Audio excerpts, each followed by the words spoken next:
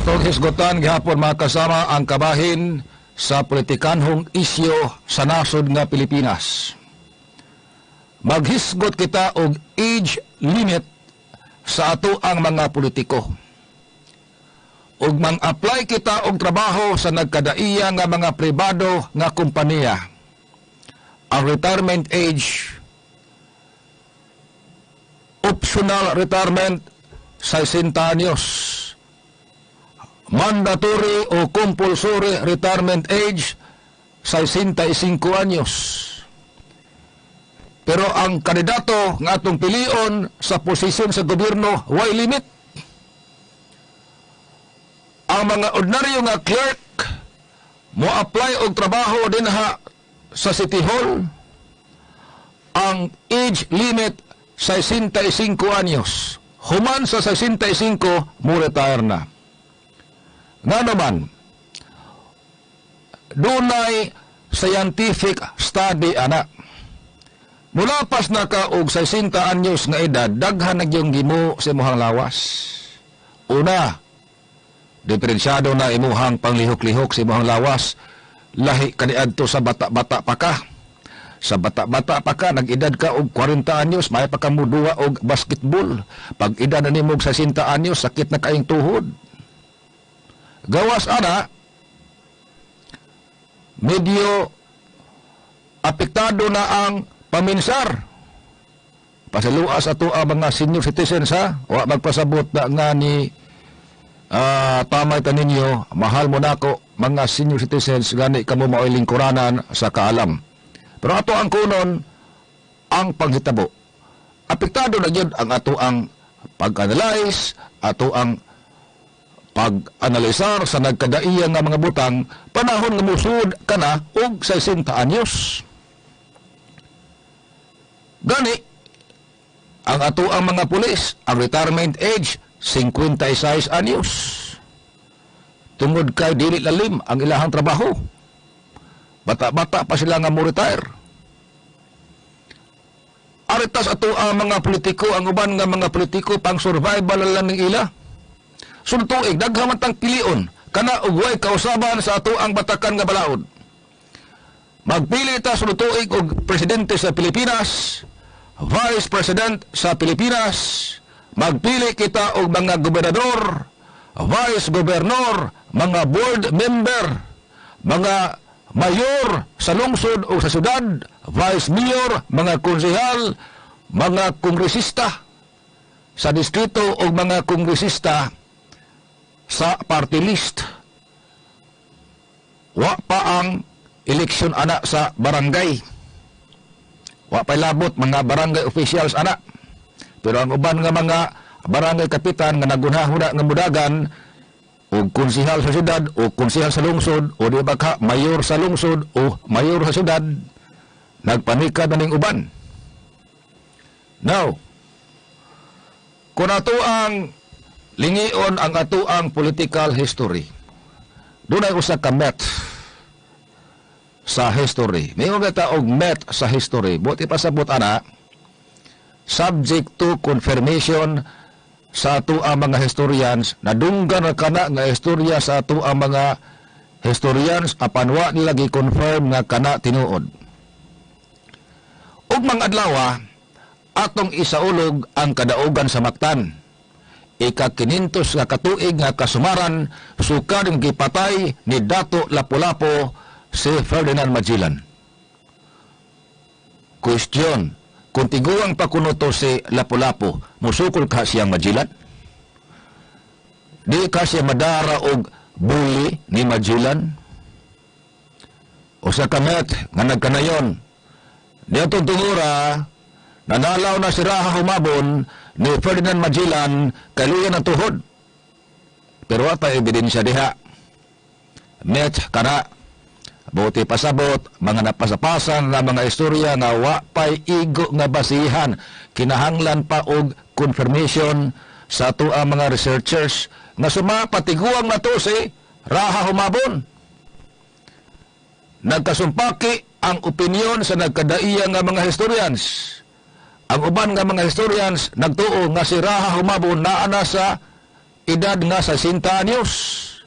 Ang uban nga mga historians nagtuo nga si Raha humabon na itong tungura pag-abot ni Ferdinand Magellan na anas mga 70 anyos. Pero kuto ba diha? Wa matay ingong ebidensya. Pero ato ang sakyan ang met sa history na senior citizen na si Raha humabon pag-abot ni Ferdinand Magellan. O di pa tiguang si Raha humabon, di kanya suklan ang grupo ni Fernando Magallanes.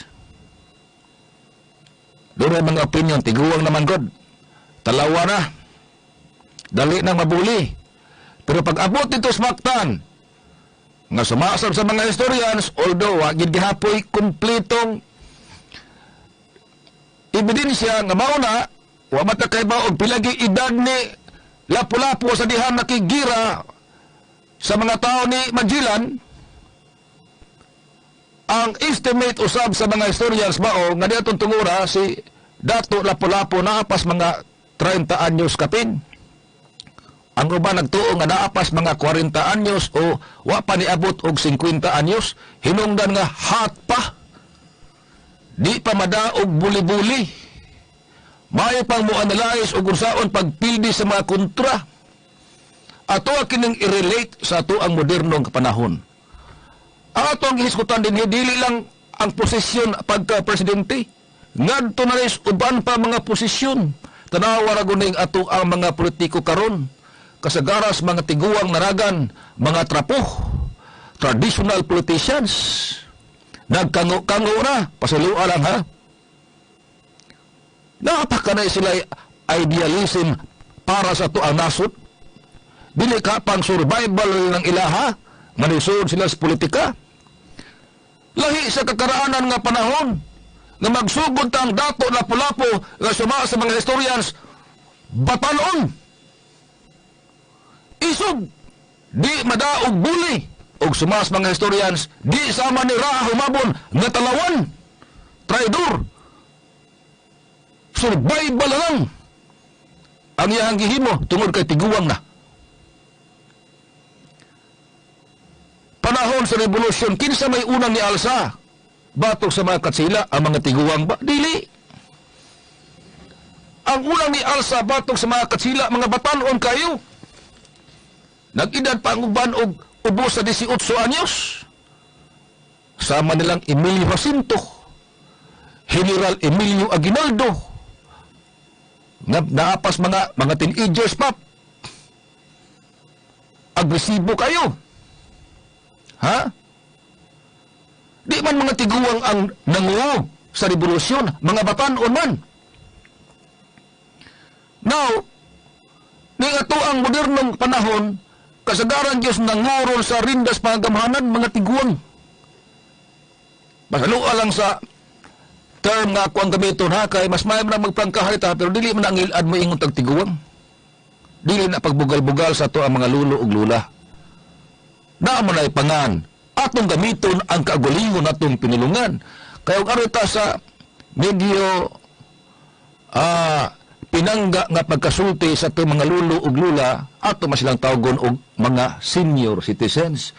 Pero kining pinulungan nga mga senior citizens na imbento kini ni naman mga moderno nga henerasyon. Atong gamiton ang kinaraan atong pinulungan nga kita taog lulo ug lula, atong tawgon og tiguang na. Mao po ning ato ang mga politiko ron. Tanawag mo ng inyong mga kapitan. Uban yung mga kapitan, survival lang po. Lingkod-lingkod lang barangay hall.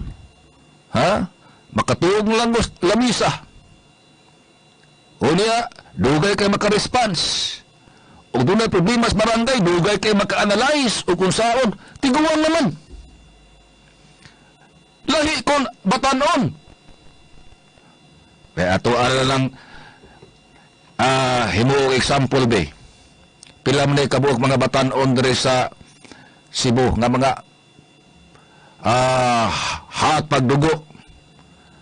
Mga mayor diri sa Talisay, batanon pa kayo, millennial.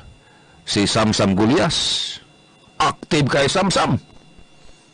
Dura problema sa DPWH.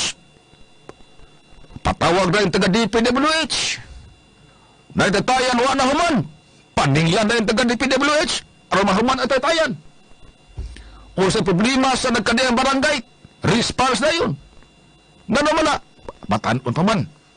Hata ang idealism, sama pa na og idealism nila ni Rizal, ni Andres Bonifacio, Emilio Aguinaldo, Emilio Jacinto, ug uban pa mga bayani sa karaang panahon.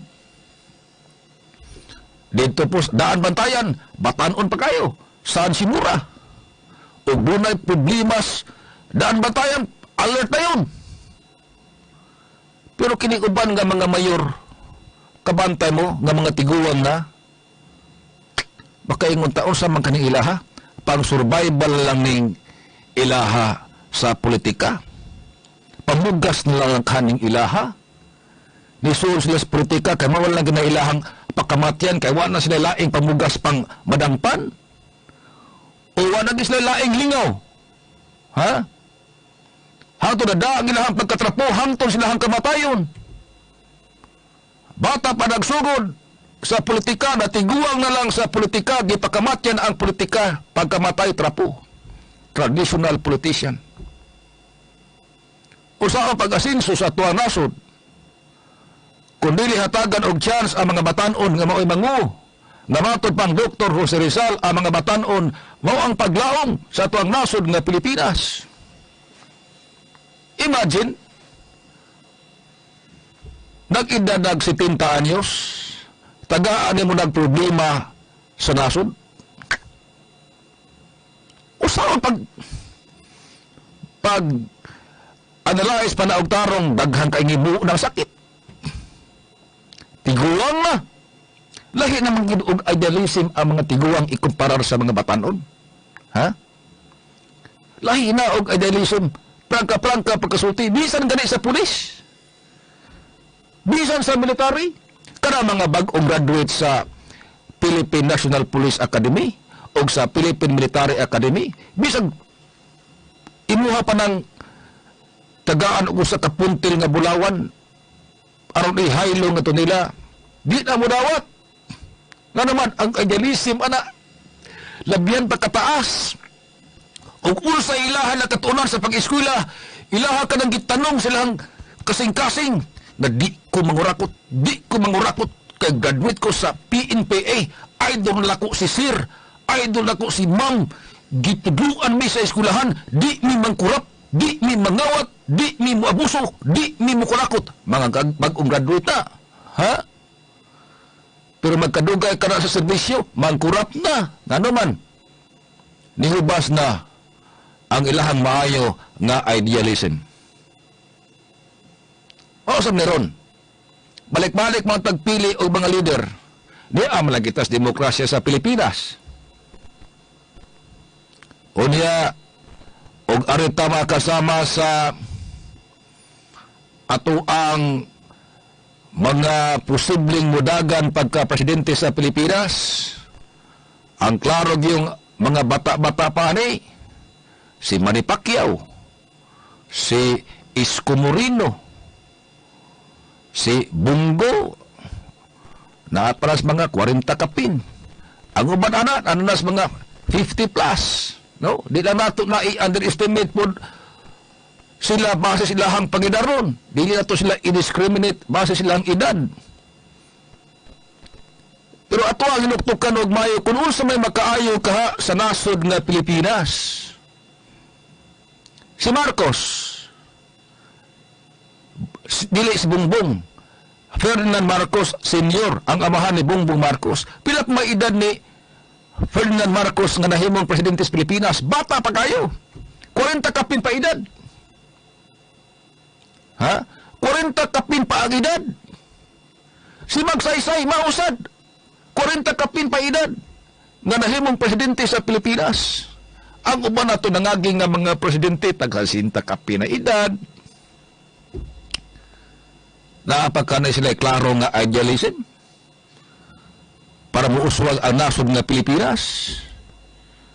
Senato pang pinulungan na atay pinultihon nga nagkanayon, dong, bata ka pa, may gatas pa ang baba.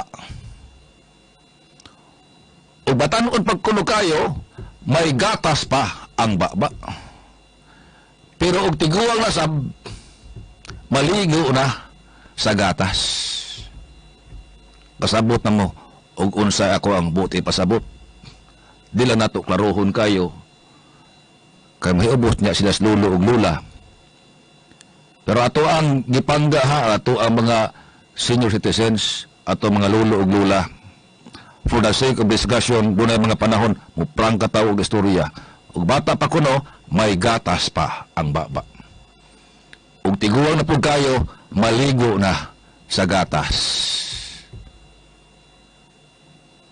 Para ninyo, kinahanglan kaha nga dunay maximum age limit sa mudagan o posisyon sa atuang gobyerno? Ha? Panalitan, pagka-presidente bakas Pilipinas, nga ilimit ato 50 edad. Ngano? Ug ang mudagan si tinta na. Di, unong katuig ra ang usa ka term, wa pa'y re-election, muritar, 76. Pero bata-bata pa, 50 edad, panalitan,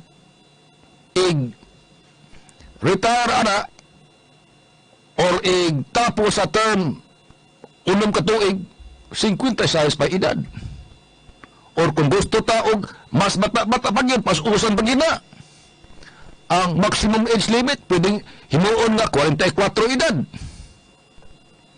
Mula pas ng 44, di na pwede. Oh. Ngano, akana, energetic pag ginoon kay nastanan. Makikinirahay pat nga nas China.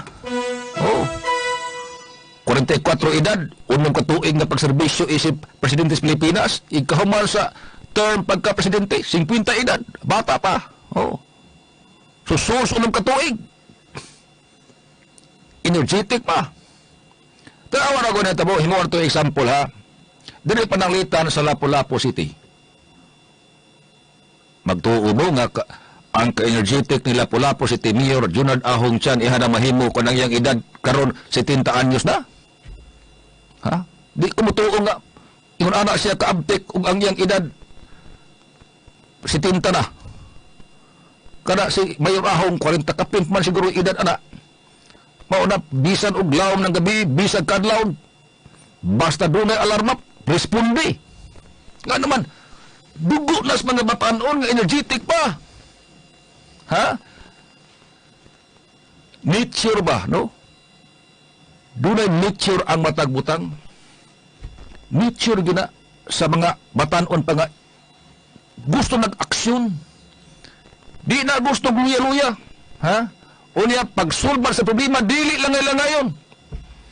Katubitang panahon sa lockdown, doon na reklamo sa binuang sa ayuda sa SAP, pertipas-pasa mang nakapatawag ni Lapu-Lapu si Mayor Junard Ahong Chan. Matubang ngayon itong taga-DSWD. Ugo sa problema, dito sa Lapu-Lapu, dunay gireklamo kay kusog ibang bato at tuon mismo ni Lapu-Lapu si Mayor Junard Ahong Chan. Karon si Presidente Rodrigo Duterte ug ang edad kaani ron sama pa siya pagdaron siya nagsugod-sugod pa siya og mayor dito sa Davao City 40 anyos pa kapin. Mabuli ka ni China? Ha? Panahon nga si Presidente Duterte, bata-bata pa, pakalerting ka dito sa Davao. Pakanon pa man, idealistic pa. Unya, kinis Presidente Digong, usa ni siya original nga dilawan. Oh, si Digong usas mga original member sa dilawan, nag-appoint kaniadto ni kanhi Presidente Corazon Aquino. Ang politika lagi, whether man lang. So, karon sige siya og daog sa Dilawan ihapon nalimtan nga original member siya sa Dilawan ug dako siya utang kaubuton ni kanhi presidente Corazon Aquino nga mao niya butang niya nga mayor didto sa Davao City.